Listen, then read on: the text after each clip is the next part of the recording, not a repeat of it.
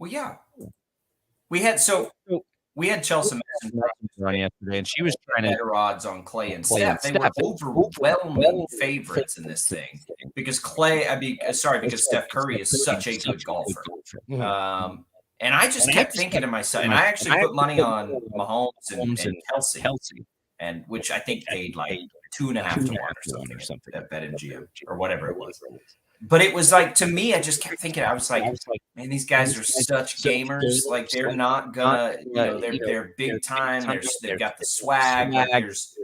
They're not gonna they're just not going to get rolled over. And I knew they'd be better at trash talk and like putting the screws to them a little bit. And that's what they did. They came out and they were confident. And they're both good golfers. We've seen them play in the match before. Now, Travis Kelce, and I didn't watch like every stroke of this thing, but in and out, Travis Kelce maybe played above his norm. I think he was really good.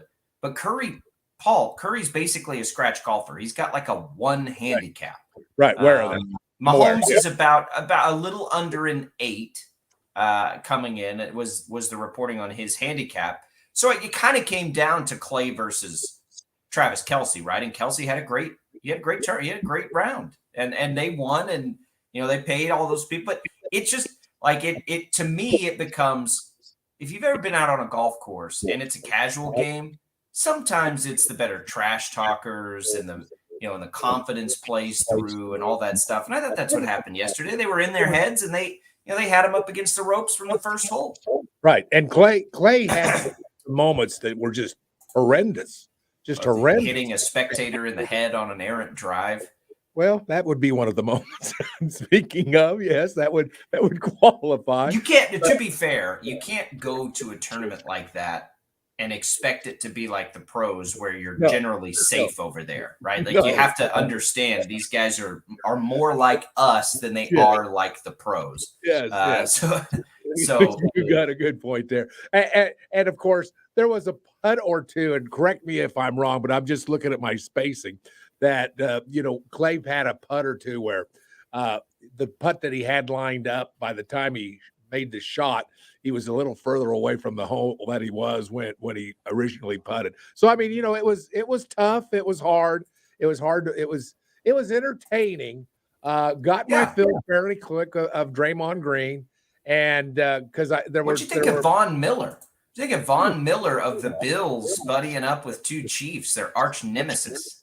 Oh, come on. Of course. What are you going to do? Pick basketball over football? That's a guy thing. That's, hey, we're in the family. I may not like everybody in my family, but don't you do anything to my family. Don't you say anything to my family, or you got to deal with it. It was a football thing. It's a football family thing is what it is, Jacob. No, I like it. Families. And how many times do you hear the word football, my football family? How often do you hear, this is my basketball family?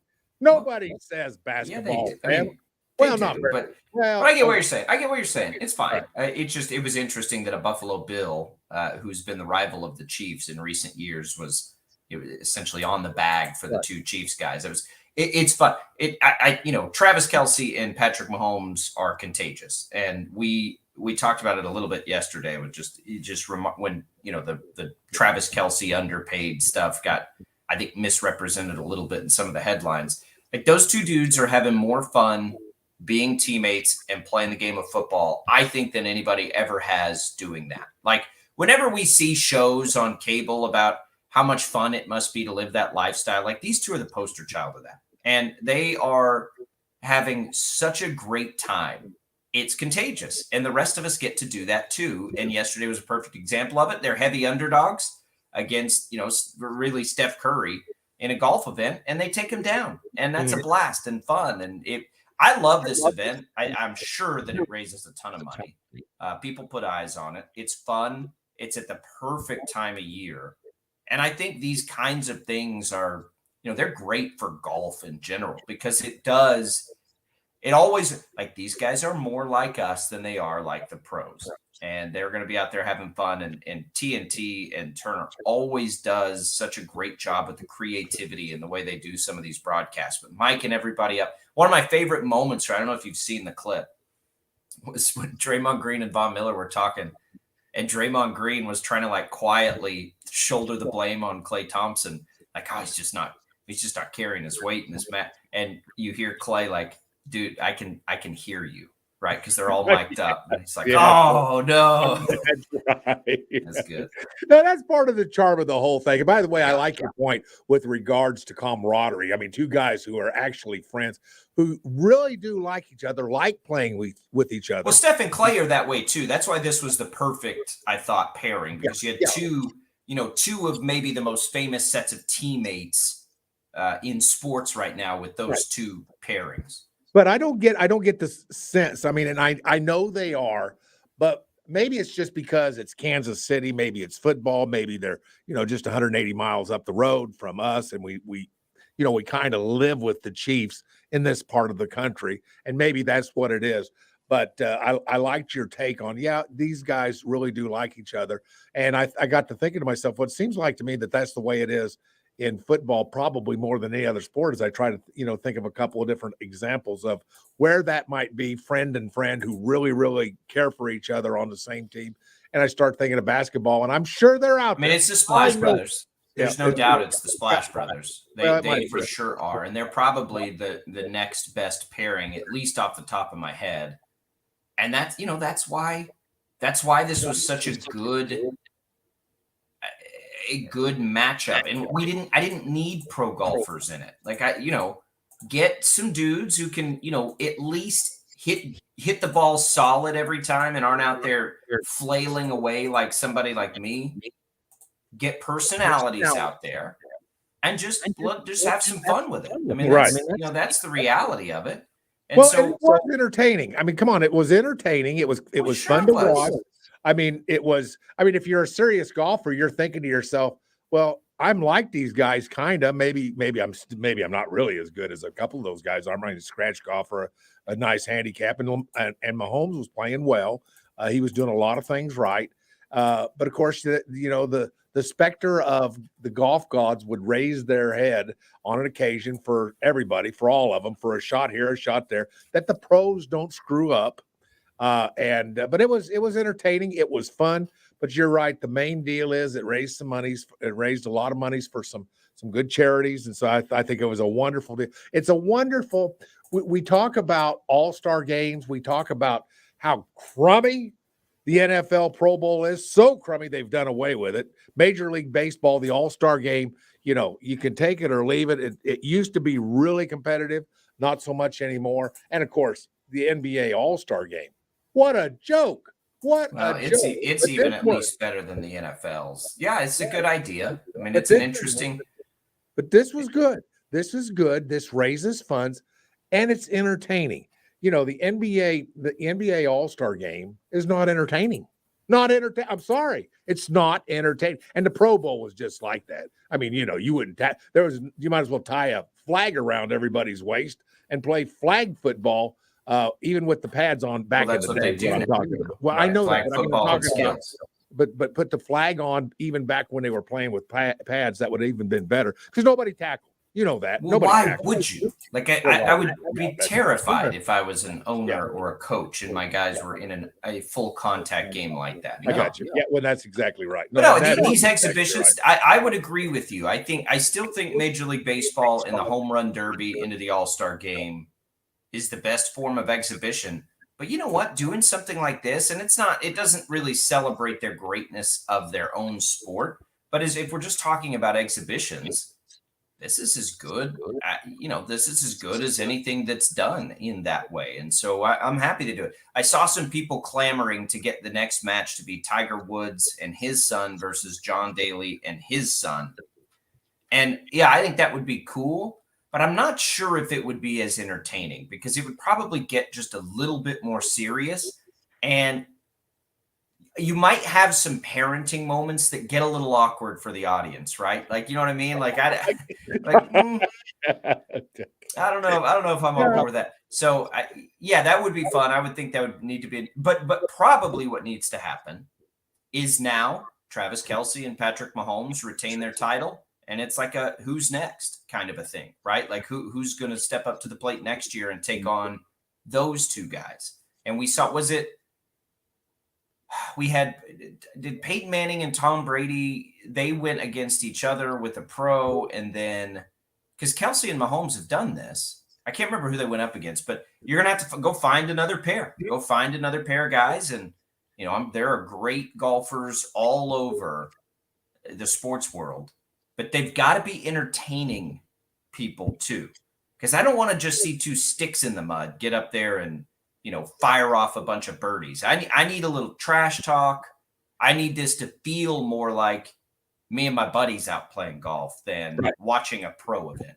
I'm gonna give you a suggestion. See what you think of this. Now, I mean, it's and they're entertaining. How about the Peyton brothers? Yep, that'd be good. I imagine they're both. How good would that be? The Manning brothers. That would be good. You have one. One of those Mannings is the funniest guy on television in sports personalities. I mean, Peyton Manning is as funny as he is naturally. Eli's no slouch either. Eli's got that dry sense of humor. Yeah, okay. You're probably right. That'd be the perfect match. So good call. I would not be stunned if that happens. The only thing about that is they're both so involved now with ESPN, and it's a Turner event. That would be the only thing that might create something there. I know. That's good.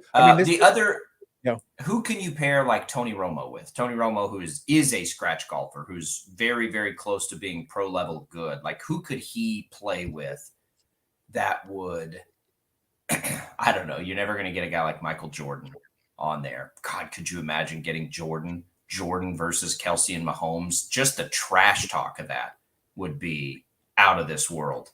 But I don't think he's going to do something like that. I go blank on sport on football Saturday morning on ESPN. The guy that always has a big belt buckle. I've gone blank on his name. You know what I'm talking about? Oh, Marty Smith? No. The reporter? Yeah, Marty Smith. Yeah, what about him? He's good. Yeah, I don't know how good a golfer he is, but he's a highly entertaining. I forgot about entertaining, but I don't know if he's. Yeah, you're right. So he might be a great golfer. I mean, who knows? That's the thing about golf. Like sometimes somebody you wouldn't expect at all is this amazing golfer. I think we would all expect Patrick Mahomes to be a good golfer because he's good at everything. Right. I mean, Steph Curry.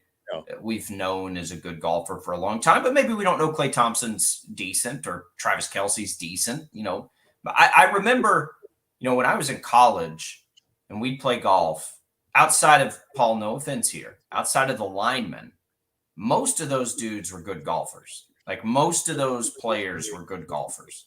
Anytime you'd go out and you're like, that's not fair, right? You're supposed to be. You've already been physically blessed enough to play football. You don't also get to be awesome at golf just because. Like that, this is supposed to be the game that levels it out for us. Right. But it was good. It was entertaining. I thought it was everything it needed to be.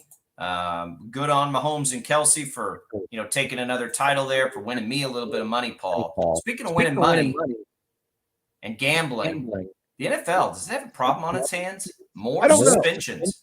Yeah, I don't know. More suspensions coming. More suspensions, and here's the thing: I'm torn on this whole thing. I'm torn on it for two reasons. Well, the first reason is that some of these guys say, "Well, I didn't know what the rules were." Really?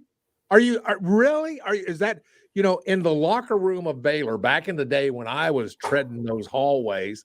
I can tell you this: we all knew what the rules were on gambling, and they were posted in the hallways where you walk into. To the arena and it's pretty simple, right? Don't.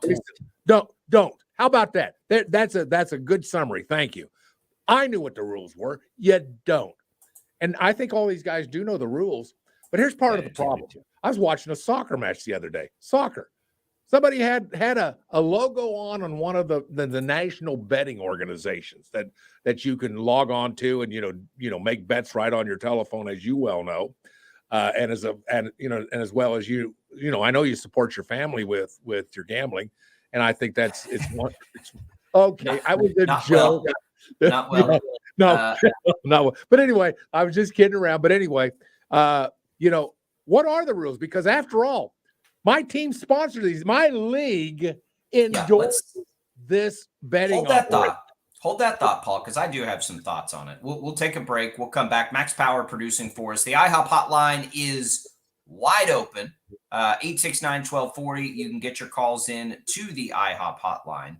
So please do that. We've got all kinds of good stuff. Hey, want to remind you that Odyssey's teaming with the City of Wichita, the Wichita Parks Foundation, Riverfront Stadium, and the Wichita Wind Surge to bring you Red, White, and Boom July 4th at Riverfront Stadium. Entries free. Gates open at 6. Riverfront's concessions will be open. Plus, enjoy food trucks on the Hyatt lawn. Watch the Surge play in Tulsa on the Jumbotron, and then stay for those fireworks.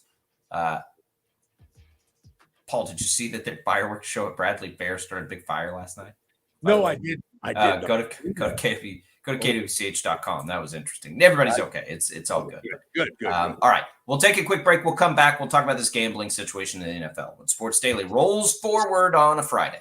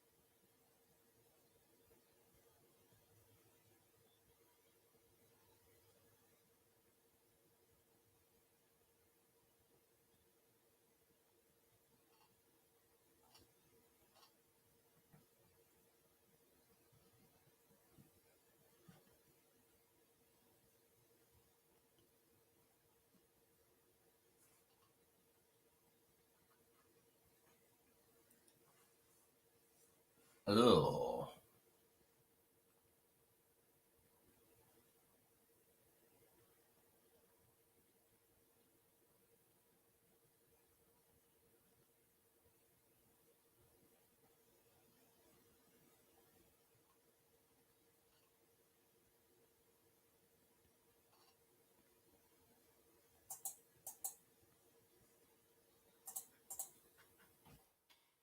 Easy. 316-869-1240. This is your home for sports. 97.5 and 1240 KFH. Oh, okay, take it easy. We're going on the air. This is Sports Daily on KFH.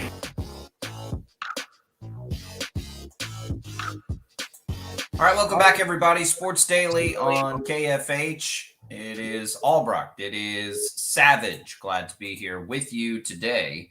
Paul, so the NFL, 4 more players suspended indefinitely here. The Colts have them earn 2 of them full season, and then the Titans had an offensive lineman suspended 6 days.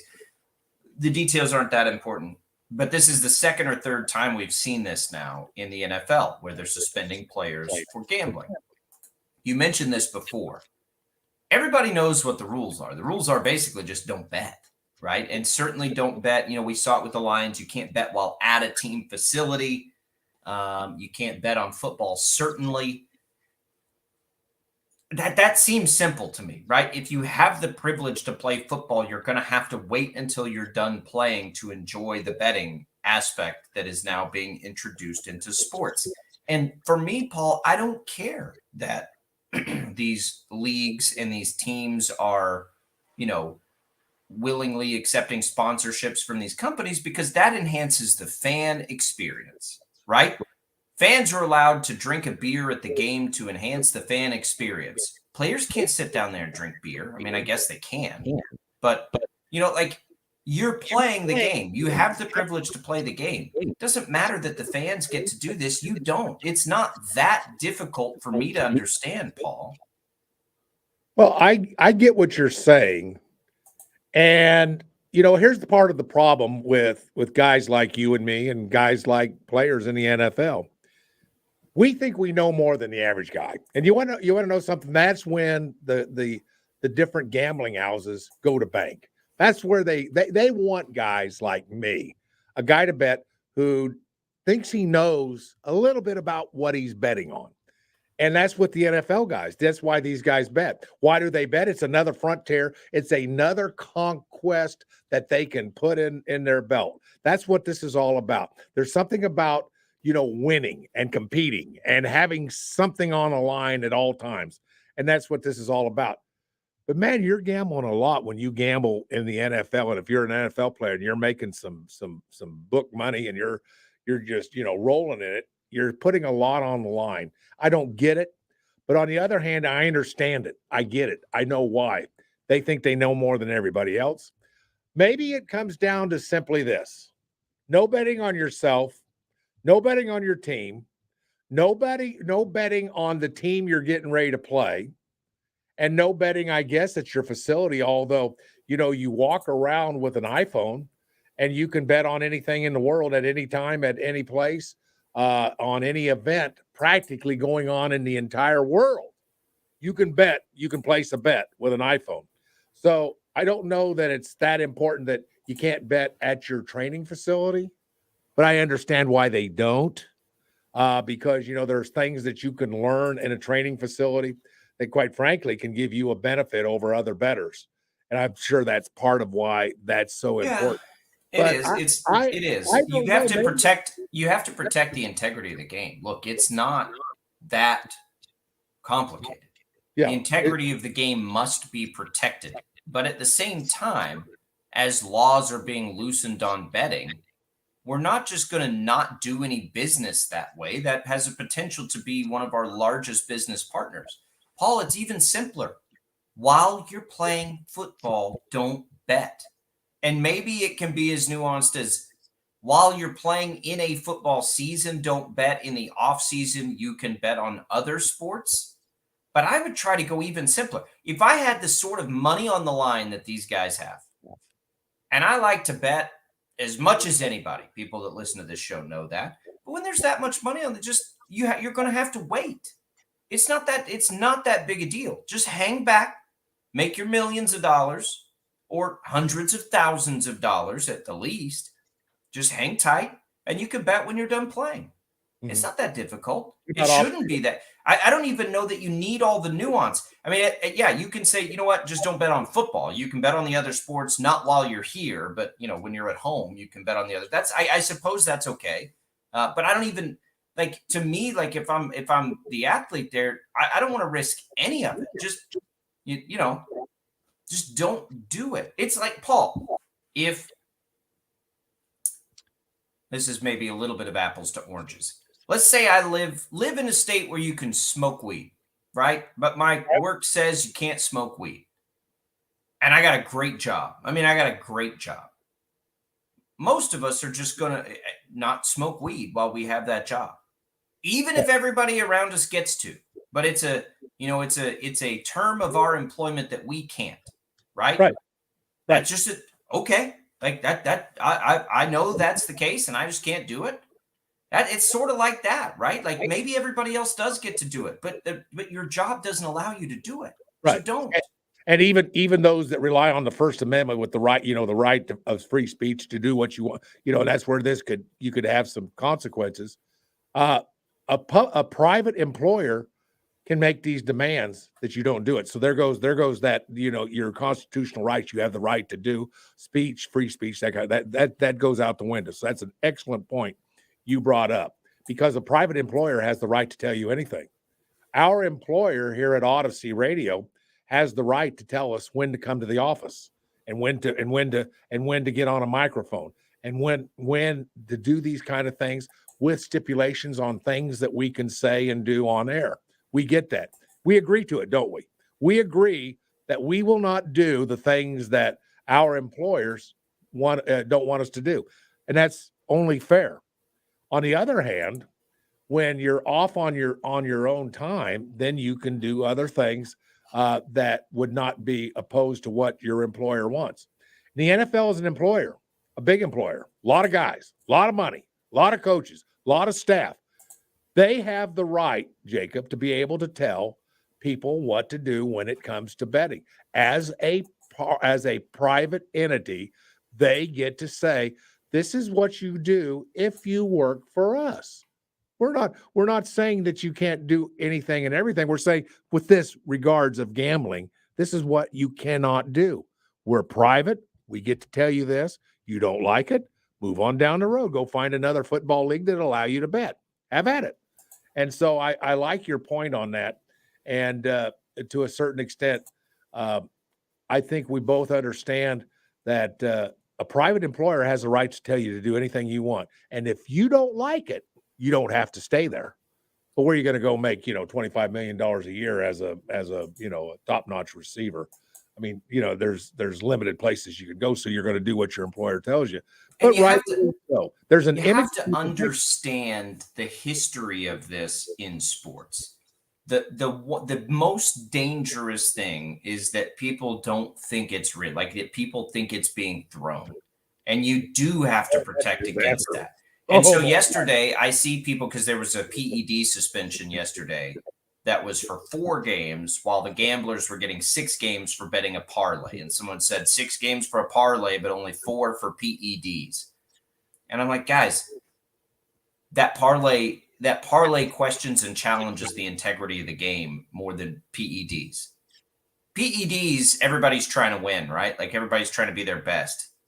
Sometimes in gambling, everybody's not trying to be their best, Paul, and they're trying to throw things and manipulate things. And that's what you can never have the perception of that. And I don't think there is a perception of that in the NFL. The NBA's been challenged at times. Baseball certainly not challenged. But even like the Astros cheating scandal, even worse than that, maybe the worst thing for a league is for the fans to not believe that it's real. That's why these penalties are so harsh. That's why they are so cut and dry. That's why Calvin Ridley was suspended a full season. And guys that do far worse things in society are punished less. Should those guys be punished more? Maybe. Probably, but there has to be such a hard line on gambling because it challenges the integrity of the game on the field. That's why these rules are so harsh, and quite that's why they need to be so harsh. Right. And I'm gonna can I throw you back just a little bit? This will take you way back to the days when a guy by the name of Pete Rose, I know you've heard of him, one time got in trouble with some gambling. And I was under the impression that he was gambling on baseball of all things, but he wasn't gambling on the Reds. And I can't believe I did this. I actually took his side. I was sympathetic to him. I have too in the Hall of Fame debate. Yes, but I took his side, and I thought, you know something, he's not betting on his team. It turns out, we didn't know all the information when this thing first broke, and for months and months and months. Correct me if I'm wrong on my memory. I don't believe we knew. It took quite a while for us to finally find out. When it got specific and all the facts of the case were released, he actually did bet on Cincinnati Red baseball. And I thought to myself, well, this can't be. There's got to be consequences of this.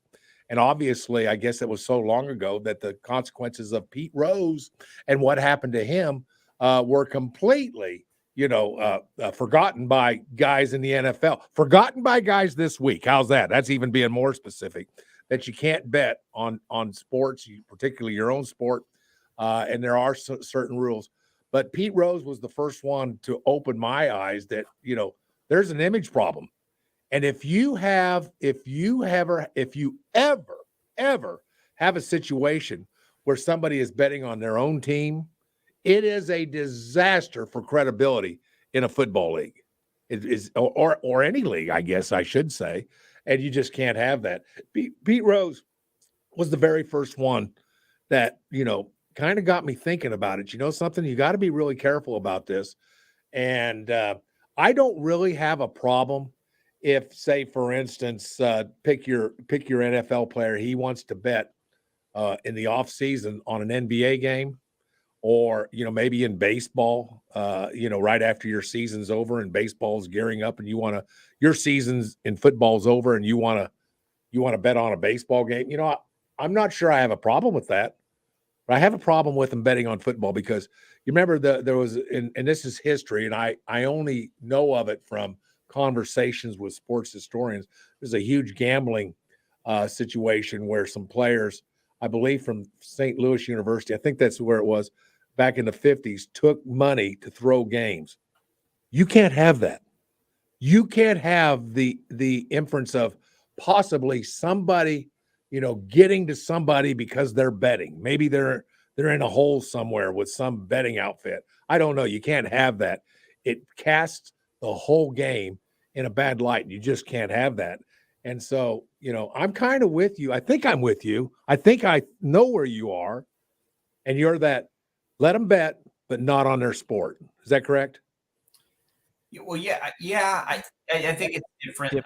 I think in some places you can bet in other, but there's always been a gray area, like play fantasy football if you're a baseball player, right? Like I don't think it's worth the risk. And I don't know what the rules, if the rules are clearly defined, and if you're a football player, you can bet on basketball, just not at the facility. Okay, fine. Right. Like if you clearly understand, even then though, Paul, I would be so dang nervous. Like if I had that on the line, right, to take a suspension, you're never going to bet enough to offset a suspension. And again, I love to bet sports as much as anybody else. Right.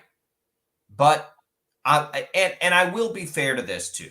There are people, Paul, who cannot just easily say, I don't want to do that right now. I understand that. I have sympathy to that. I thank the Lord that I don't fall into that camp. But there are people there, and I get it. And you also have to, be careful of that too. If you're these leagues, you don't want to, enable any of that either, because that's where I think you could also get down that slippery slope of, of the integrity of your game.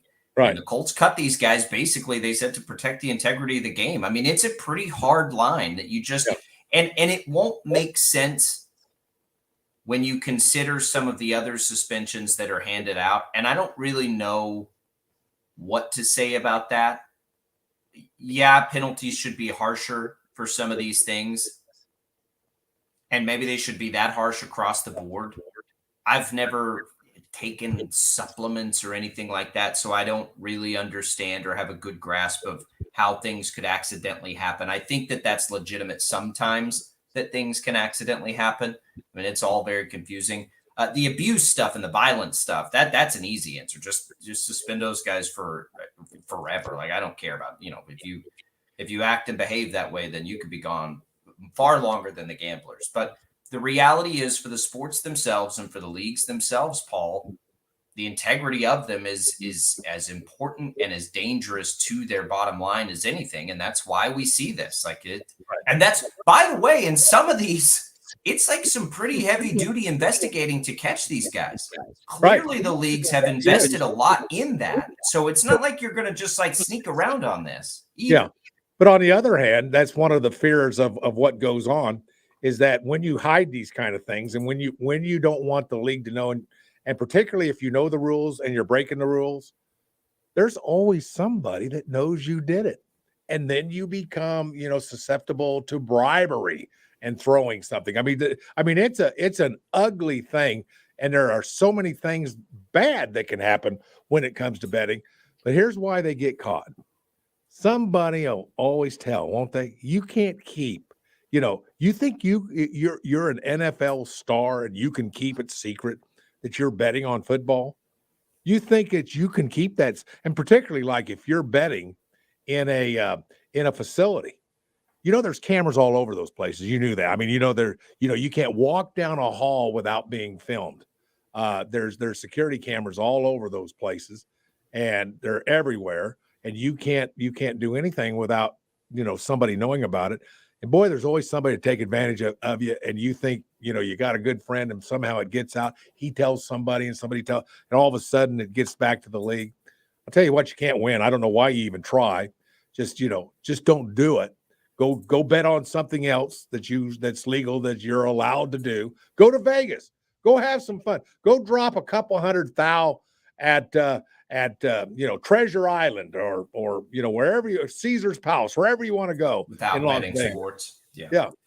Go drop it wherever you want to go. Go drop it. Yeah, there's nothing saying you can't go play craps, right? Play blackjack. I just want to do that.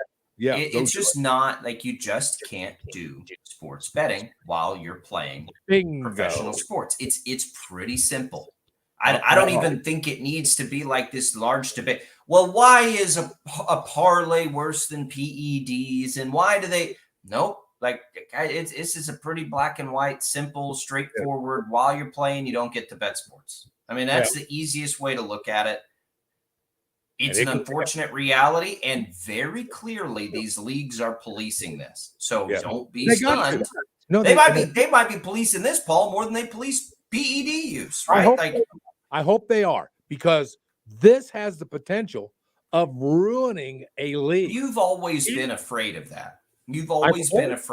I think that would be so difficult to pull off in today's world, where everybody can see everything, right? It would be so hard to pull off somebody tanking or doing. I mean, you get tanking in the NBA anyway, which makes the NBA really hard to bet. But it would be so difficult to pull off. I don't think this is some moment of panic for, oh my goodness, look at what it's doing, because it's not. With very isolated incidents, and for the most part, this has gone well for these leagues, and it's enhanced the experience, I think, for a lot of us. I think betting lines, whether you're betting or not, are fascinating ways to look at games and predict them and those kinds of things. But if you're a player, man, you just going to have to wait. Just don't do it right now. Yep, gotta wait. 869-1240, the IHOP hotline is open. Your thoughts on that? We'll come back. We've got some giveaways today. We got all kinds of stuff coming for you. We'll talk a little James Harden. Maybe a big day in college sports. This is sort of a day we've all circled on the calendar for the Pac-12, for San Diego State. We'll get into that. The Big 12, Paul, I've seen this a few times now. Big 12's big spending in the NIL potentially. And Paul's favorite show might have, Hard Knocks might have the team set up. Yeah. All right, we'll come right back. More Sports Daily right after this.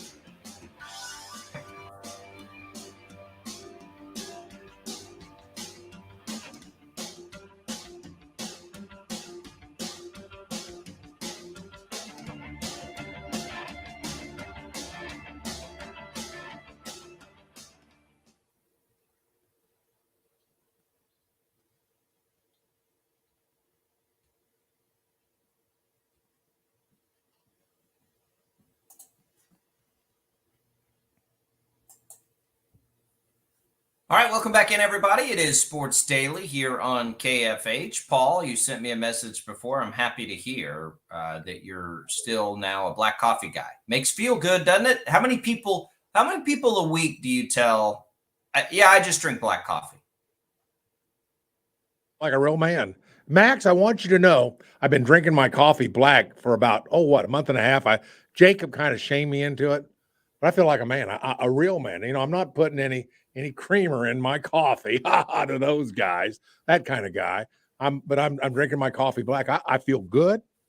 I've enjoyed the taste of coffee. It's a special ingredient that God has put into this world, and I'm enjoying it. In fact, just to give you a note, Rocco and I are heading out. Joe, my good friend Joe Rocco, your good friend as well. Yeah, we're heading up to that part of the city up northeast where there's a lot of commerce going on, and we're going to stop and get us a coffee. I wanted to get a recommendation real quick from HTO. You're bringing in some coffees. I've tried almost every time whatever you suggested, and it's been a winner for me every time. What are you suggesting for Joe and I on this trip that we're taking tomorrow up to HTO? You're talking about the new iced coffees? Is well, that right? I'm going to open it up. Give me a direction where you think we need to go. Hot, cold. I am. I mean, it is 100. It is 100 degrees outside. So I'm going to suggest. Here's what I'm going to suggest you try. Please. So we just rolled out our summer. Our summer flavor, which is correct. Blueberry Summerade on the tea. But if you go to that East location where we've got the brew house, there's this Summer Breezer, it's called, which is sort of a brew house spin on that Blueberry Summerade. Try that out. Oh, Summer Breezer. Summer Breezer. Now, so it is an iced coffee type. Yeah, it's sort of. Yeah, it's not as traditional as some of the other iced coffees, but it's a spin on it. So try that, and if that doesn't sound good, just do a iced cinnamon honey macchiato. Do that. That flavor was my favorite tea when you guys first opened, just on the west side. That was my favorite tea. I don't know how I could go wrong with that particular one. And so I like the suggestion. So get a Summer Breezer. I can't make Rocco do it. Well, just tell him to get one of the iced coffees. Then here's what we'll do too, by the way, because the listeners are the most important thing. Let's give two. We'll do that next week. So listeners, we'll get you some free coffee next week. So stay tuned for that. Paul, give us a report on that. But Paul, coffee. So to the black coffee thing, it's like. Yeah. If you've got your man card out, there's a couple little check boxes on there that make you feel good, right? Black coffee is one of them. I'll have a cup of coffee. How do you? Oh, just black for me, thank you. You get to like check a little box there, right? Another one. Oh, okay, I'll take a steak. How would you like it cooked? Oh, medium rare, please. Like medium rare here. We're not going to overcook this thing. Another check in your box, right, of a man card. And I'm not saying you have to do this. Just one of those like guy things that you just kind of like puff out your chest a little bit. I bought my black coffee and my medium rare steak. And what'll you have? Oh, just a whiskey, please. Nobody's saying like a vanilla rum, please. Like, no, just a whiskey, please. Like there's certain things that you get to, you just get to boast that and wear it on your chest just a little bit. I'd say those are three of them: black coffee, your steak more rare than not, and whiskey. You know something? I think you're onto something. I have noticed the little puff of the chest when I say, I'll take my coffee black. I have noticed that. You do. Max, I swear. Max is laughing at me now, but I swear that I've actually felt my chest expand with pride when I say black, please. I tell at least four people Max, that I drink coffee black. Well, Max, what were you going to say? Oh, gosh. I don't even know what that is, Jacob. Something tells me that's a weird California thing, particularly San Francisco. No. Okay. I don't know. Okay. No, I guess the answer is no to your question, Max. I got you. Well, anyway, I have that pride with the chest. I feel the chest expansion when I say, I'll take my coffee black, please. Proud of you. you. Right. Huh? I'm proud of you. Ooh, espresso. Well, HTO doesn't carry it yet. Does Yes, it? we do. Oh, yeah, we do. I didn't know that. Yeah, we got a wide variety of espresso drinks. Those macchiatos and all that stuff, that's all espresso. Macchiatos, lattes. Coffees. No, those are espresso drinks. Coffee's coffee. All the other ones are espresso. And I'm not like a coffee. I'm not an espresso expert. Because again, I drink black coffee. But no, it's all there. We've got all the espresso drinks, and they're delicious. I've had a few. They're amazing. HTO, you get it all. 2 locations. I mean, third coming, I think, right? Third coming. Oh, we once we catch our breath. We're 869-1240 is the IHOP hotline. Paul and I will be back. We got a lot to get to here in hour number 2. What's on tap? Well, we're going to talk a little James Harden, Big 12 NIL, Hard Knocks. Is this the day for the Pac-12 TV deal? We'll get into it all next.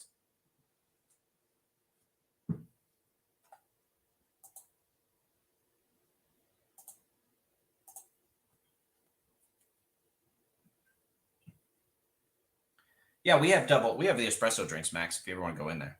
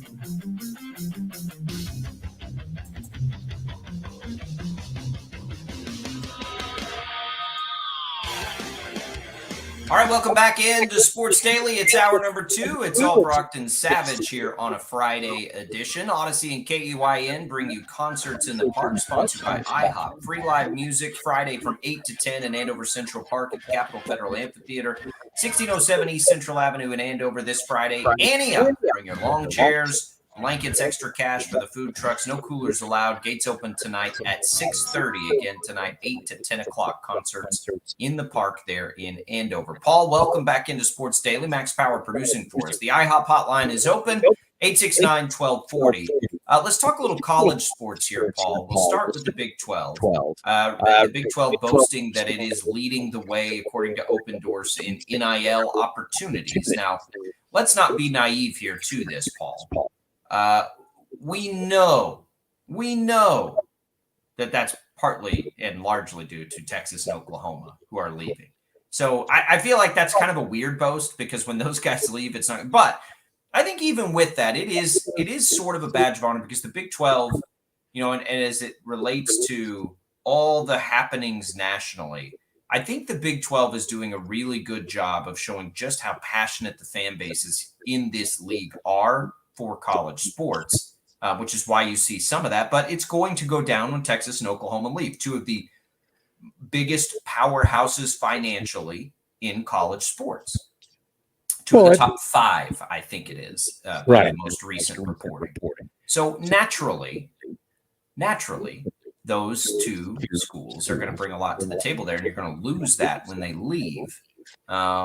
It's an interesting dynamic. I'm intrigued by that report, but I think the reality of it is pretty obvious. Mm-hmm.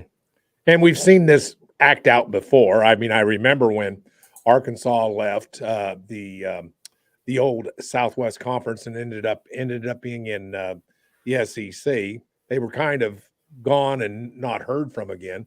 And it could very well be the same thing with Oklahoma and Texas going to a conference like the SEC. Which, let's face it, it's a battle. I mean, it is. I mean, can only be one big champion, from the SEC. Only one a year. That's all you can have. And there's so many good teams that, you're going to spread that around quite a bit. And Alabama right now is kind of the top dog at this point. Georgia right there, right with them. Probably 2 co-top dogs, if you wanted to put it that way. But I think what's going to happen is that you're going to see the Big 12 react. And I think react in a good way with regards to how do we replace, how do we get around the University of Texas, the University of Oklahoma, and that is to bring in a few more teams that are really special, that bring something special or the potential of something special to the league. And I'm talking about an Arizona, maybe a Utah. I'm talking about Colorado. I'm talking about maybe even going a little further east than that, maybe even to a Washington or an Oregon.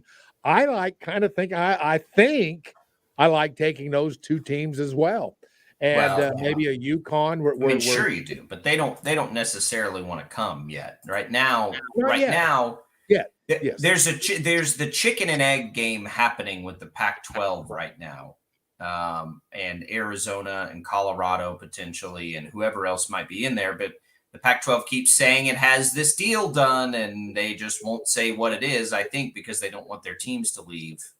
Here's what I would say. If the deal is so great, they would already be talking about it because they don't want their teams to leave. I suspect that the fact that this has dragged on this long means it's not as good as they'd hoped, and they're just trying to stall as long as they can potentially to keep their teams from leaving. So I don't know what's going to happen. San Diego State's weird deadline that they sort of shot themselves in the foot on is today. But even at the Big 12 as it currently stands, let's say they don't add anybody. I would love to see that NIL list after Texas and Oklahoma leave, even if it's just what it is now, because that's where it's like, okay, obviously the SEC and the Big 10 are going to stay ahead. Well, you don't need where then does the Big 12 rank among everybody else? Right. Well, you don't need to worry about seeing that list after Texas and Oklahoma because there's going to be other additional. Then Jacob, you can take a look. No, I agree with that. I agree with that. Well, I get this because there's going to be some replacements, and it may be doozies that replace. I don't think it's going to be nobodies. It's going to be those teams that will obviously help the profile with regards to the Big 12. Now, speaking of the Pac-12. Here's why you don't know what you don't know. Here's why they think they have a deal and they're not releasing it. They're not bragging on it. And you're a broadcast guy. You know more about this than I do, so I'll let you expand on it. But I'm guessing, and my guess is that a large portion of this deal has to do with streaming. Streaming is not the thing you want to do yet in college sports. Well, it is, but it's not. It's not the most. It's better. It's certainly better than it was. It's better, but than it's it not was, where you want to exclusively live, right. Right. And like you don't. That's not going to put more eyeballs on your product. It may. Yes. It may. People may pay as much for it, as far as these networks that would pay to stream you. But you're not. You just simply were not to the point yet where you're going to have as many eyeballs. That's why. And so that's where we get into this. I think a part of this chicken and egg is, even if the Pac-12 matches the Big 12 dollars, which is possible. I think it's totally possible. If it's through streaming, they're not going to match the eyeballs, and that matters to these programs as well. So, that's the thing there. And look, this all comes as ESPN, as the reports come out that they're about to lay off a bunch of people. Andrew Marchand, I think one of the sports media guys, is reporting Jeff Van Gundy was let go by ESPN today, who is as good an in-game basketball analyst as I've ever seen, especially at the NBA level. In fact, I don't think I've seen anybody better than him. He's universally liked, and ESPN just let him go today because they're trying to cut costs. Something is looming economically, right? And these networks are all cutting. So the Big 12's already swooped in, right, and got its deal. I just don't know what sort of appetite there is right now for a massive Pac-12 deal. Well, that's why you're right. You wonder why the Pac-12 isn't hyping this deal. Streaming, there would be, because that, for the same reason Amazon was willing to pay billions for the NFL, because if they can drive subscriptions to their service, that has a totally different value than it does to Fox, who's more concerned about selling ads. There's a huge difference between the Pac-12 and the NFL. Come on now. I mean, that's correct. Totally. But there's a huge difference in billions and tens of millions too, right? So, you're talking about a million millions. Right. So it's just, I don't know, or 1,000 million, sorry. You're just talking about what is the reality of the situation, and where does the Big 12? The absolute ace move was to get the deal done quickly, because now we're in a sense, if you're the Pac-12, where you don't know where the climate of the industry is for the next, and it'll turn back, right? Like, these things go in cycles. So how long does this last? 2, 3 years? Like, what does the Pac-12 do? Like, the timing of it all is what I think is ultimately going to really, really hurt the Pac-12. And I saw Pat 40, I think, put something out and said, well, let's, the Pac-12 and the ACC are winning all these championships. Let's stop just thinking about the money in this. But you can't really do that, right? Like, you can't really stop thinking about the money, because it's the ultimate driver of the landscape of the, of the industry in college sports, of what it's going to look like in the near future. And it does matter. And they will win fewer championships if they don't have the money that the other leagues have to operate with. And I don't know what's going to happen. I still think, my gut still says Arizona and Colorado are coming to the Big 12. I still think that's what's going to happen, at least those two, because I think at some point when push comes to shove, if the Pac-12 had a better deal than the Big 12, we'd already know about it. The longer it goes, the more likely it is that it's not as good. And if you're those schools, you got to take what's there for you and take the best thing. And that's the thing, Paul, when you see these reports like NIL spending is higher in the Big 12, ratings typically are much higher in the Big 12. Like, if I'm another team, and especially a team, let's say Colorado has obvious ties to the Big 12. I mean, they don't have to really explain that one. But Arizona, who has always been a Pac-12 brand, but man, Arizona basketball, it's one of the few places where basketball is at the same level as football. And I mean that, like, from the fans' perspective, not money generating or anything, like, but from a fan's perspective. So when you look at the Big 12, which is clearly going to be the best basketball league, and that matters, right? Like, that matters a little bit. And you know that, and there's probably basketball money on the table if we go there too. So it's not just then the football money. It's also, because Big 12's got big plans with basketball. Don't think that it doesn't, because it does. I don't know. It's this deadline of San Diego State And the Pac-12 keeps, pulling the football out from underneath everybody, like Lucy on Charlie Brown, when they think they're going to know what it is. And at some point, some of these schools are going to get sick of waiting, Paul, because I don't know how you justify it to your, board of regents, to your alumni, to whoever. If you've got this great offer sitting there, but you don't know what else is there on the other side of it, like, how do you justify not taking the better deal? I don't know. Right. And I think I can justify exactly what you're saying by just asking you a question. When was the last time in a pack and within the boundaries of the Pac-12, when was the last time you heard Oregon State mentioned, Washington State mentioned? I hope those two don't become casualties. I really do. But see, that's the point. You rarely hear about them. You hear about Washington and you hear about Oregon. Of course, Oregon being kind of a Nike school because of all the help they get from the Phil Knight. I mean, you hear about but when you start not hearing about schools, even the University of California to a lesser extent, you don't hear anything about these schools. Where are they going? What are they doing? How are they involved? What is going on with these schools? And they're not, and either they have stuck their head in the ground and said, we don't have much of a choice. We got to roll with the punches on this, because that's what tells me that the Pac-12 is in trouble, because we do not hear about the membership as a whole with regards to the Pac-12. And we hear about the Big 12 all the time. I mean, we hear about West Virginia. Now they've got some help on the East Coast with Carolina, maybe bringing in Memphis at a later date. Cincinnati's not all that far, from West Virginia. You brought them help. But when was the last time we heard, what are you doing for Oregon State and Washington State? Jacob, I haven't heard those two schools mentioned by name. They're going to be sort of like, Paul, Kansas State and probably Kansas in reality, even though that wasn't the perception, but like Oklahoma State maybe, or Baylor. Like, they're going to be happy to still be in a league, like a Power 5 league. There's not like, it's not like they're in the conversation being mentioned as that school that, and I don't mean that as any offense to any of them. It's just the reality of the situation. So, like, for Oregon State and Washington State, I'm sure they're just like, boy, I wonder where the dust settles on this, and I hope we're still in the Pac-12 and the Pac-12 still exists, because nobody's like beating down the door to go add Oregon State and Washington State. That doesn't mean anything. What about, Washington and Oregon? We know they want to join the Big Ten. Well, I remember that from the very beginning of all this, but the Big Ten doesn't want them yet, right? So, but the second the Big Ten does, they'll be gone.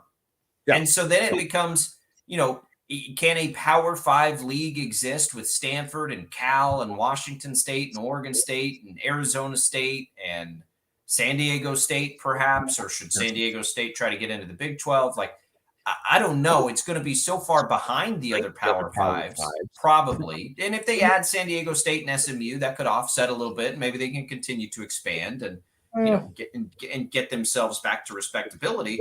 But it's not going to be as an attractive a TV product. It's already a challenge for them because of the time zone. When you exclusively live in that time zone, you've got a challenge. Whereas, like, from the Big 12's perspective, we don't want to exclusively live in that time zone. We just want like one football game a week in that time zone, right? Maybe two. That's all we need to expand our TV package. So the Pac-12 is in a tough spot. I don't see it. I don't see a light at the end of the tunnel for the Pac-12. I really, really don't. They don't have the LA market anymore with whatever moves forward. And without the LA market, like, what do you have? The Bay Area? The Bay Area doesn't care about college sports, Paul. Like, that's just not in the DNA there. It's, it's hard enough in LA versus the Bay Area, or like, I don't know what you're banking on there. Whereas in our part of the country, we don't have the beautiful weather and the beaches and all of these things. And we got football, right? And when it's cold, we got football and we got basketball, and that's kind of what we do here, right? And that's why we put eyeballs on these games. And so I don't know. I think this goes the Big 12's way. I would still sit here on June 30th, which could be a big day before the day's over. I think Arizona and Colorado at minimum are coming. I think they're going to join the Big 12 because I don't know what the Pac-12 is going to offer them that would tell them not to. But who would want to stay with the Pac-12 at that point? You lose the teams that you think that are going to go to the Big 12. Well, Oregon and Washington still have tremendous value. I mean, you can build around Oregon and Washington, I think, but it's just like for those specific schools, it makes too much sense. Like geographically, it makes sense. It aligns with, what the Big 12 is to some degree. For the Big 12, it's obvious. You get into Denver and Phoenix and you get those time zones. Like that's a no-brainer for the Big 12. Like if you could pick two spots for the Big 12, I mean, I'm not sure that those aren't even more attractive at that point than Washington would be. Maybe not Oregon, but when you're talking about it, television footprint and exposure, and you got Prime in Colorado, and for as long as he's there, that's a hot ticket. They're no-brainer additions to me. And if I'm them, it's becoming more no-brainer to go because I don't know what the alternative is. And even if the alternative is the same money, it's not going to be the same eyeballs. Right. And of course, eyeballs is what it's all about, particularly with NIL. I mean, it's about both. It's about both. Yes, it's about both. And I think that you're probably correct. This is going to go the way of the Big 12. And here again, human nature. You and I have been around the block at least a couple of times. And the comment that you made when this segment first started, the fact that the Pac-12 isn't hyping this tells volumes, doesn't it? It really does. We get reports, Paul, every day of these networks cutting and slashing and trimming and preparing for this next wave because everybody can see it coming. Something is coming, right? Everybody's trying to prepare for it. I just don't know in that climate what network is going to step up and boast that sort of investment in a Pac-12 without USC and UCLA. Hell, even a Pac-12 with USC and UCLA. Like, it's too late. When the Big 12 got there, and it's timing too. If the Big 12, if you flip the tables, I don't think there'd be a network lining up for the Big 12 right now either. That's why it was so smart for them to negotiate early. It was so forward thinking because of what's happening right now. Networks are slashing payroll to try to save money. I just don't know what appetite is there when they all already have other leagues signed up, right? To add that sort of financial commitment when they're, on the other hand, trying to cut so much of it back.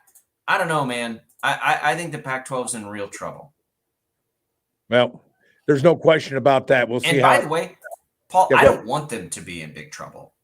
Like we've sort of seen this as this contest between the Big 12 and the Pac-12. I don't want the Pac-12 to be any trouble. I would like for the Big 12 to get a couple of their schools for selfish reasons, but I want the Pac-12 to still have a seat at the Power 5 table. I think that's important to stretch college sports all across the country. I think they are in trouble.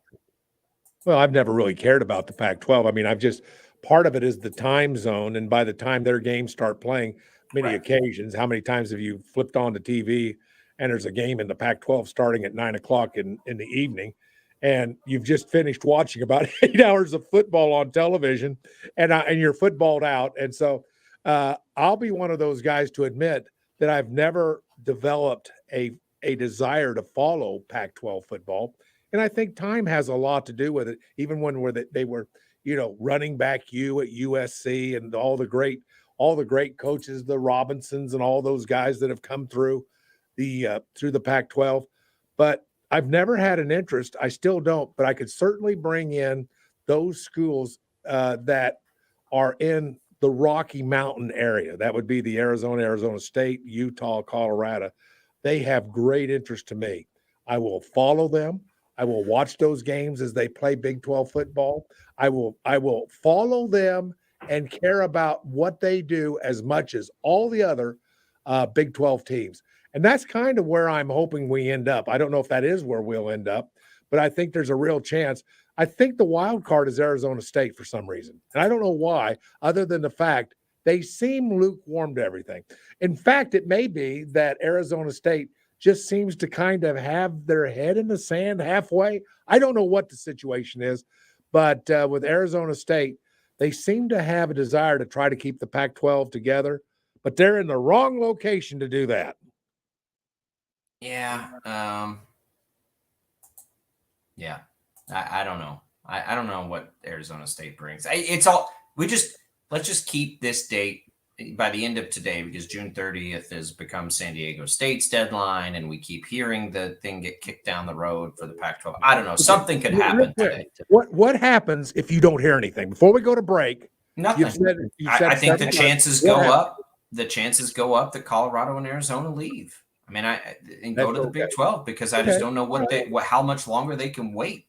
869-1240 is the IHOP hotline. Paul and I will take a break. We'll come back. Let's chat a little bit. Paul, so Texas and Oklahoma just got brought up there. What does the final year look like for them in the Big 12? How much intrigue is there in them playing a final year in the Big 12? We'll come back. We'll talk about it next on Sports Day.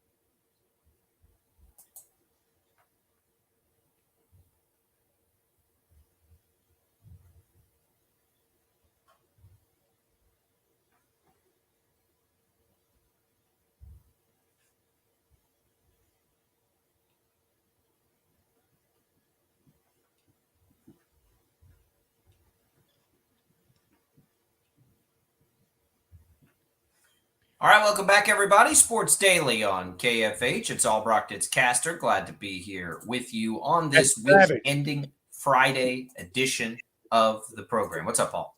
Well, you called me Tommy Castor. I mean, come on. My bad. You know, who looks better, me or Tommy? Come on. I mean, seriously. How can you get the listeners and the viewers decide that? You're hearing us here on KFH. If you want to see and take a look, be warned. You can do that on Facebook, on YouTube, on Twitter. Glad to be here with you, Paul. We always tend to lean into college sports just a little bit. Texas and Oklahoma are about to come into their final years in the Big 12. So I think Texas is a contender for sure. I think Texas and Kansas State are probably going to sit at the top of most preseason predictions. We're talking about football. Oklahoma, I think, could always get into the mix. I think there is a massive room for Venables to, have a correction this year. I'm not going to predict it. I think it'll be Texas or Kansas State. But what do you think of this last year? How will it be received? Are they just going to get booed out of the building wherever they play? I think that will probably come into play to some degree. I am not offended that they left. Like, it just doesn't offend me the way it does some people, because I think it's natural progression. I think they almost don't fit as much anymore in the Big 12 because they have so much of a different, playing field and financial value anyway. And it's not a competition thing. It's just like a monetary value thing. So if they don't fit, and we're going to continue to, like, the Longhorn Network stuff, like, I was more bothered by all that than I am about them leaving. And I'm excited about the teams coming in. So it's not like an ill will thing for me, Paul. I've said this before. They'll immediately become two of my favorite teams to root for in the SEC. I'd much rather see Texas or Oklahoma win a SEC football game than Alabama or LSU. But I know a lot of people don't feel that way. A lot of people want them to go in there and get their tails kicked around a little bit, kind of like what's happened to A&M. Well, count me in that mix right there. A little tail kicking won't hurt my feelings one iota. I can tell you that right now. Well, maybe in the beginning, but don't you think you'll still tend to root for those two teams over the traditional SEC schools? No, I absolutely no. I don't believe that I will. And here's the one thing that I do know. I know the psychology of football, having been around it nearly my entire adult life. And the psychology is that this particular year, 2023, the last season for Oklahoma and Texas, they are going to be circled on every Big 12 opponent. Now, some of these teams that are in the Big 12 that are going to play Texas and Oklahoma aren't going to have the manpower to match up. They're not going to win those games, but their date's going to be circled on the calendar. There is nobody on this schedule, if you have Oklahoma and Texas on your schedule, that you would rather beat than them. I don't even care if it's your rival, your arch rival. They are third this year if you're going to play Oklahoma and Texas. Now, for me, as a Baylor Bear, we only have Texas. We, with all the new additions being added into the schedule, you can't get everybody. Oklahoma for Baylor has been left off that schedule. Darn it. One more chance to kick their butts on their way out the door. And for that, I'm very, very sad. But we do have Texas. And I've been to Texas. I played at Texas. I want to beat them. I want to beat Texas worse than I want to beat anybody else in this league. And there are other teams that I want to beat, but not as bad as I want to beat Texas. I want Texas's hide on my fireplace mantle. That's what I want. As I wave to them goodbye to a conference that you'll never win a championship in. Goodbye, good riddance. Have fun getting your tails kicked. So that's kind of where I'm at. Was that a little rough? I think that's the norm. And for those that don't know, Paul played college football at Baylor. That's where that comes from. I think there are far more people, Paul, that feel the way that you do than feel the way I do. I get it. I get why they're leaving. I would make the exact same decision if I were them. And I think they owe it to their, to their schools to do it. So I get it. I don't take as much offense to it. And I don't want to root for the SEC teams. I'm kind of glad there's a little invasion happening. Here's what's so funny about it. I grew up, I didn't like A&M at all. Didn't like Oklahoma growing up at all. I don't care as much anymore. But man, the second A&M got into the SEC, I'm rooting for A&M in those games. I'm rooting for Missouri in those games. I know KU fans don't want to hear that, but like I love the invasion feel of them coming in there. And I'm so sick of the SEC teams. I'm not from that part of the country. I'm still from where I'm from. So, I won't mind it in year one, sort of like hey, this is your punishment. Take your licks and like it. I won't. Boy, I think if Texas could ever find the right coach again, Paul, it ain't gonna matter where they play in the NIL world, but they cannot quite get there. And will they do that in the SEC? Let's see this year if they can even do it in the Big 12. But I do think they'll be one of the two favorites. How about basketball?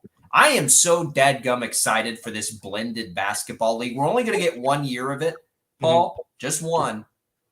But when you got a league with Kansas and Baylor and Texas and Kansas State and Houston and all the other Texas Tech now, like all these other, it is going to be one of the best college basketball things I think that we've ever had. And it will stay great when they leave, but this year will be the best year of it. Not knowing what's going to happen with any of the Pac-12 schools, it's going to be so much fun in basketball this year. Oh my goodness. Well, and you're right. I mean, we look at the Big 12 in basketball right now. Who is an easy win? I mean, who's that one win that you can get and count on? Just pencil it in. It's an automatic. I can't think of anybody. I don't know who it will be. Either. And I think once we get Fitz back on, we talk a little basketball. He's going to be. This is wide open, just like it was last year. Just like it was in this last year. Every game was a tough game, was a meaningful game. Every game, one team could beat the other on any given night, and that's sort of the beautiful thing. I mean, look, you got a couple national champions in the last few years in the Big 12. I mean, how good does this get? How good does this league get? And by the way, you had mentioned earlier in our segment about TV rights and that kind of thing with basketball. How do you make basketball as important as football? I keep, I'm not sure. And as a TV guy, maybe you have some insight. Well, it's not going to be as important, but I've said so many times, I think that Big 12 basketball, if expansion happens, and let's say that scenario that you've heard rumored around of UConn, Arizona, Colorado, San Diego State. Let's just say it's that. Okay. But I think it would be more than that because you've heard rumors of Gonzaga, right, being flirted with. And, let's just say they add the teams that they've been rumored to. It will become the second best basketball product in the world, if it's not already. But it would be hands down behind the NBA, the best basketball product in the world. And that has tremendous value and would have tremendous national value too. Because in that time of the year, Paul, other than the NBA, right, like you kind of are, it's college basketball season. And if you can boast that, where you've got all these future NBA players playing and you've got all these competitive, like it would be like the regular season would just be insanity every single night, every single game. It would be a more valuable college product outside of football than we've ever seen before. And I think that's where this is headed. Now, the timing of it, I'm not 100. I don't know. I don't know how quickly, that ultimate expansion where you go and you poach all these traditional basketball powers and you just keep adding them to this incredible league. I don't know how quickly that can happen, but I think it's going to happen eventually. And I think it's going to be, for us in this part of the world and what we care about, one of the greatest things sports-wise that's ever happened, because I think it's just going to be so much fun every night. And, in a pipe dream, Paul, like to take a total sideways turn on this, it's why I'm so eager for Wichita State to return to a level where they're relevant nationally every year. Because if that mega expansion ever were to happen and teams without football are ever brought into the mix, like if the Big East becomes something that the Big 12 is interested in at a larger scale and Gonzaga, it ain't going to hurt to have Wichita State be very nationally relevant because facilities wise, when it comes to the other sports, Wichita State can hang, right? And that you You always want to just have that phone available to you. You want Charles Koch Arena selling out every night again. You want all these facilities in place, all of these things in place, because if that larger expansion ever happens, where they can figure out a revenue model where non-football schools are able to come in and earn less, obviously, but still a tremendous opportunity for them. You want Wichita State and Creighton and whoever to have as much relevancy as you can, because maybe, just maybe, you could find a way to squeeze in there. All right. Can I ask a question real quick? Because this may be naive, and you might think, Savage, you're being awful naive on this question, but it's a question that I don't know the answer to. You just talked about how great basketball will be in the Big 12. How do you monetize it?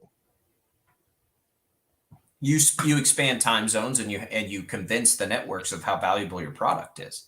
The branding of it, which that work is being done by Your Mark now with all the basketball leagues in New York City, and bringing in celebrities to conference tournaments, and you just want people to talk about it and be interested in it. And the more big names and celebrities that are talking about it and interested in it, the more generally the general public starts talking about it and becoming interested in it and watching it, and viewership drives revenue dollars. And if you can create this brand of, this is the best thing there is that's not the NBA, I do think there's an appetite for that. I think there are things about college basketball that are more attractive on a nightly basis than even in the NBA. Games are fast, right? They are high energy all the way through. You're not going to have load management or anything. I think from a fan's perspective, it's why since I moved here, Paul, I watch almost exclusively college basketball during the regular season. And I think that there's a lot of people like that. And I think the more you have people talking about it, the more valuable it becomes. And then the elephant in the room is, how do you separate it from football, right? Can you do a separate basketball, men's and women's, by the way? I don't know that there's a faster growing sport in the country than women's basketball. You do it for both. You expand that into a separate deal that allows you to go add basketball only schools or non-football schools. And then you create the monetary value on a secondary level. It's not just looped in with whatever the football deal ends up being. Well, that's a nice job of answering my question, and I get exactly what you're saying. I just wasn't sure if whether it's on a separate basis or a togetherness with football, but I get what you're saying. In other words, eyeballs. How important is it to get eyeballs? And if you're the best basketball conference and the second best basketball organization in the world, then you're going to get a certain amount of eyeballs. And you're right. Every night's going to be a battle. And I don't care which team it is in the Big 12. It's going to be a battle. I don't care if it's Kansas, at Texas Tech, pick your school. It's going to be a battle. And, I'm really looking forward to it. And I'm really looking forward to seeing how the new teams fit in. Cincinnati's got a lot of upside. There's going to be a lot of upside with all the teams that are going to be joining the league this year. I mean, look at Central Florida. What a nice run they had. How good are they? Well, we don't know, but they've been pretty good in the last, few months. So there you go. Yeah, it'll be fun. It'll be fine. It'll be exciting. I think it probably won't be here on the basketball front as quickly as we might selfishly want it to be. I got you. But we can, it's just not the right, it's not the right economic climate for it right now. And, if it's 2025 when some people predict like this unease will begin to lift, I don't know, Paul. I don't know. We'll just, I think we'll have to wait longer than we would hope. Yeah. Quick question before we go to break. Yeah. Oklahoma, Texas, or the rest of the Big 12? In football? In football? I'll take the rest of the Big 12. Me too. I would too. Yes, I would. That's I think you're onto something there. Yeah, Kansas State will wear that badge, I think, and lead the forefront. But I think Kansas State and Texas are so close that I would just take the remainder and take the Kansas State side. Good point. I think you're exactly right. That's what I would do as well. Just asking. IHOP hotline 869-1240. We'll come back. We'll get Paul's thoughts on the rumored Hard Knocks season. Paul's a junkie for it. We'll get his take on it when we return on Sports Daily.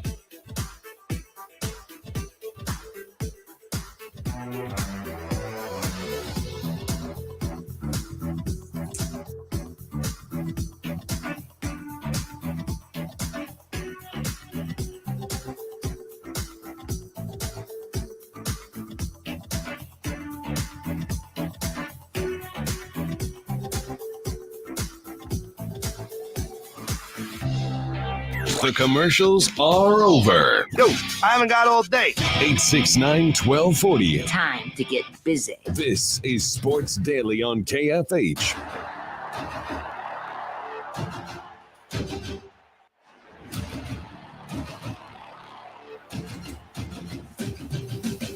All right, welcome back, everybody. It is Sports Daily, wrapping up the week here. Albracht and Savage with you. Another hot one out there today. Hope everybody's able to stay cool. Paul, Hard Knocks is rumored to be the Jets this year. I don't think the Jets want it. I think it's a no-brainer for the NFL. That would be one that would probably be worth watching, right? You're a Hard Knocks guy. I've never watched any of it. But I would think as juicy as it would ever be, and I don't know because I don't watch it, this would be one that would be worth, your time as a fan to enjoy this one with Aaron Rodgers there now. Well, you've got Aaron Rodgers there, and I know that's why you're saying, wouldn't this be fascinating with Aaron Rodgers? But that's not the way Hard Knocks always wins. It's not always the best, the most famous, the best known player that Hard Knocks kind of latches onto. Now, when the Houston Texans were the subject of Hard Knocks, J.J. Watt was their defensive end, and he was one of those guys that Hard Knocks hung around, had a mic on him at all times practically, and it was fascinating. I became a J.J. Watts fan with that season of Hard Knocks with the Texans. Now, with that being said, there's no guarantee that we ever hear a word out of Aaron Rodgers. We might, I don't know. You will when you're on the practice field on those kind of sequences. More than likely, they'll pick some stuff up from him. But it would be fascinating if he was the guy that came in and he was the one that was followed. I imagine they don't want that, though, because there's a learning curve in any new program. And I don't care if you're experienced like an Aaron Rodgers, you're a future Hall of Famer like an Aaron Rodgers. There's a lot to learn in a new system, a lot of players to get to know. And a lot of blocking schemes and, all the routes and all the things with the coverages that'll be thrown at him. So there's a lot to learn. I don't know that he would be the subject. But with that being said, there's a certain attraction to Hard Knocks with the Jets because, it's a team that I think most of us think is going to be a contender. We're going to see some preseason games with action, and you'll get a feel for them. There's a Wichita connection at running back with the Jets. There's all kinds of things that I think could be fascinating. I think that we could actually have a lot of fun with the Jets. I really think it's a good one. But you're right, Jacob. The Jets don't want it. Most of these teams believe that Hard Knocks is a distraction. Of course it's a distraction. I'm not so sure they're not right. It probably is. But, man, what a fantastic marketing tool by the NFL to keep their product, fresh and in front of fans and that kind of thing. It's a fascinating look. And I've said this before on this show. It's the greatest example of what really goes on in meeting rooms and locker rooms and weight rooms, on the practice field, on buses, on airplanes, in the locker room before games. It is without a doubt the greatest show that has ever been put on air, showing what it's actually like in an NFL locker room. Yeah, look, the other appeal to us here is Breece Hall, right? We get insight to Breece Hall's recovery. Would be right. Really, really interesting dynamic. But what is the number one concern I think people have right now, if you're a Jets fan or if you're wondering how good they might be, it's that Aaron Rodgers doesn't jive with these teammates right away. It's been relatively well documented that takes some time with Rodgers. He has his guys that he's comfortable with, his coaches. They brought in Hackett, but how quickly is he going to gel with like young receivers? Because they do have a pretty young wide receiver group there. How quickly does that happen? I think that we could get some insight to that from Hard Knocks, perhaps. Aaron Rodgers is very savvy. He's very aware of the way people are perceiving him, and he's very direct in I think the messaging he wants to put out there, so he can control some of that. But almost, Paul, I wonder if they can't use it to their advantage, right? Okay, you're Aaron Rodgers, you're in a room, and the circumstances are certainly different. It was a little rocky there in Green Bay at the end. But you come in, you know the camera's on you, right? You're in a wide receiver meeting. Well, let's take this as a moment to show everybody how great we're doing, how much we all enjoy each other. I mean, there's some of it where I think you could use it to your advantage if you're the Jets as well. And I don't know how invasive Hard Knocks is, and I don't know how long it's invasive, right? Is it just training camp? Is it like all of training camp, Paul, or is it some of training camp? Starting at the beginning of training camp through the first three or the first 2 to 3 preseason games. I can't remember if it's 2 or 3, but it's right in there. So yeah, it goes a long way and even gets into game conditions. And well, maybe it's harder to fake it then. Maybe it is harder to fake it. But I do think somebody really smart like Rodgers could use this to his advantage and just try to set the tone early that, man, I'm fitting in here so well. Like, it has gone so well here, and I'm so happy here, and I'm great with the teammates and all. I mean, you could use that to your advantage too, because that, the less ammo you can give your detractors, or more importantly, the opposition in the NFL when everything is so tight anyway. Okay, I think you could use it. I mean, Hard Knocks, Paul, has something to do with why everybody loves the Lions this year, right? Like, everybody's on the Lions. I'm on them. I think they're a team to reckon with. What do you think of that? I think Minnesota's going to beat them in the division. That's what I think of that. Well, I don't know I don't know that I believe that. Well, right, and the reason is why? Hard Knocks. Because you watched it. You caught the fever last year. Dan Campbell. I am a Dan Campbell fan. I know. At this point. I know you are, Paul. Yeah. I think you're wired the same way, and so you've gravitated to that. That's what I mean. Like, I think there is some opportunity, if you're Rodgers, to sort of rally the fan base and rally everybody behind what you're doing. And that sort of momentum is contagious. Like, that stuff matters when everybody's happy and people are writing positive stories and talking about you in a positive light. Like, that stuff does matter. And I think it matters, especially for young players who haven't been through it. So a savvy guy like Rodgers, you don't want controversy swirling around your locker room. He knows that. That's right. He isn't always good at making it not happen, right? But he knows that. And I think that he could use this to his advantage. I would suspect, Paul, that whether it's real or it's not, that we will get the impression coming out of Hard Knocks that it is all sunshine and roses at Jets camp. That's my prediction to you, is that when Hard Knocks is done, that everybody is going to talk about how well Rodgers is fitting in there. And I think that will be very intentional. And I think that that's what will go into the season feeling. It won't be the other way. It won't be that Rodgers is screaming at guys and can't get on the same page. It won't be that. He's too smart. Yeah, he's too smart. And by the way, if you're a receiver and you're on the New York Jets, how many times you get a chance to have a guy who's, knocking on the door of around 75,000 yards, going to be in a Hall of Fame, a guy who can deliver the ball. He's going to make you look good. He's going to help you get a raise for your next contract. Aaron Rodgers is only going to help you. And if you're an offensive lineman, you have a chance to block for one of the top 5-10 quarterbacks in the history of the NFL. Man, I'll tell you what, this is only going to work out well for the New York Jets. And Aaron Rodgers wants to be there. This is where he wants to be. I think it's going to be a great thing. It's going to be a greght thing for everybody. It'll be interesting. You'll watch it, Paul, and report to me, because I won't watch it. I never do. 869-1240 is the number. I don't know. I don't have HBO, and I don't really have the time. We'll talk off. We'll come back. We'll tell you what's on tap right after this.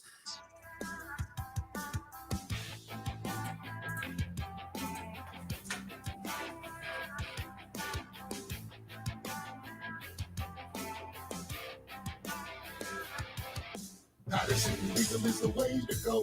Call 550-0000. Celebrate your birthday.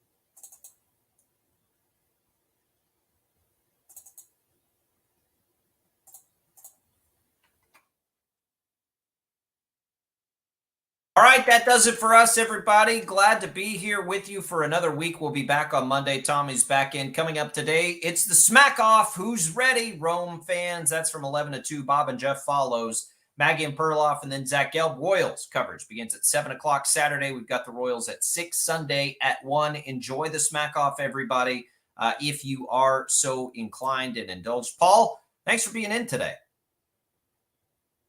All right, that's it for Paul Savage, Max Power. Max, thanks for filling in for Jad. I'm Jacob. We'll be back on Monday.